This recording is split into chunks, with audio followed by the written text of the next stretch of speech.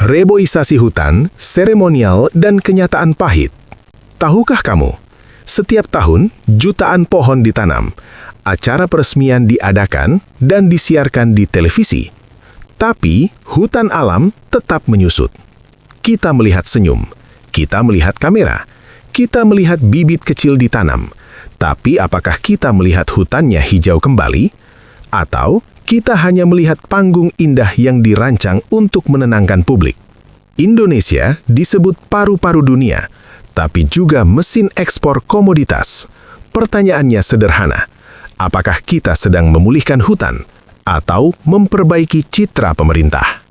Hutan bukan pohon. Tahukah kamu, hutan bukan kumpulan batang kayu. Hutan adalah tanah hidup, air yang tersimpan, satwa yang bersembunyi, jaringan akar penopang yang tak terlihat.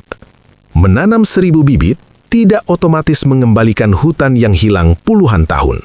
Pertanyaannya, berapa bibit yang bisa hidup setelah 3 tahun?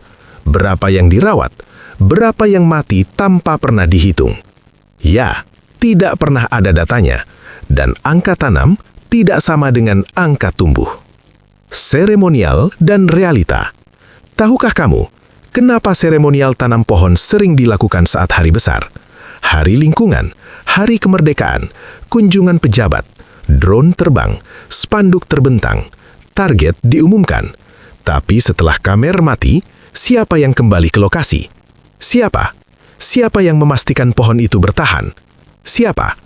Di negara berkembang, angka sering lebih penting dari kualitas, dan publik sering hanya melihat awalnya, yaitu seremonialnya, bukan akhirnya. Negara pasar. Tahukah kamu, Indonesia adalah pemasok bahan mentah dunia, sawit, kayu, batu bara, nikel. Hutan sering dilihat sebagai aset ekonomi, bukan sistem kehidupan. Ketika ekonomi bergantung pada komoditas, tekanan pada hutan bukan kecelakaan.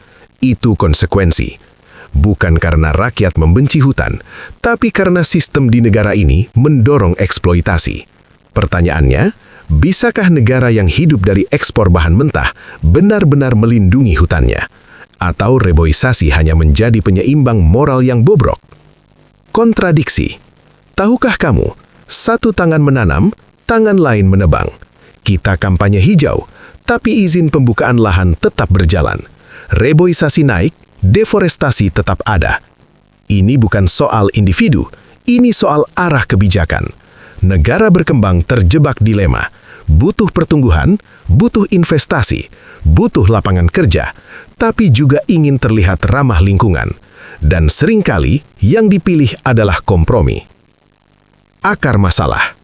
Tahukah kamu, masalahnya bukan kurang tanam pohon, masalahnya ada pada tata kelola izin, pengawasan konsesi, konflik lahan, penegakan hukum, model ekonomi ekstraktif. Hutan rusak bukan karena satu acara, dan tidak pulih karena satu seremoni. Kalau sistemnya tidak berubah, reboisasi hanya tambalan untuk luka yang terus dibuka. Sekarang, pertanyaannya untuk kita semua. Apakah kita ingin terlihat hijau atau benar-benar hijau? Apakah kita puas dengan jutaan bibit atau kita ingin tahu berapa yang hidup? Apakah reboisasi solusi jangka panjang atau peredam kritik sesaat? Indonesia bukan negara miskin. Indonesia kaya sumber daya. Tapi selama kita berdiri sebagai negara pasar komoditas mentah, hutan akan selalu berada di bawah tekanan. Tahukah kamu, hutan tidak butuh tepuk tangan, tidak butuh pidato, tidak butuh seremoni. Hutan hanya butuh dijaga. Dan masa depan hutan bukan ditentukan oleh kamera, tapi oleh keberanian mengubah arah. Ya, keberanian yang mengubah arah.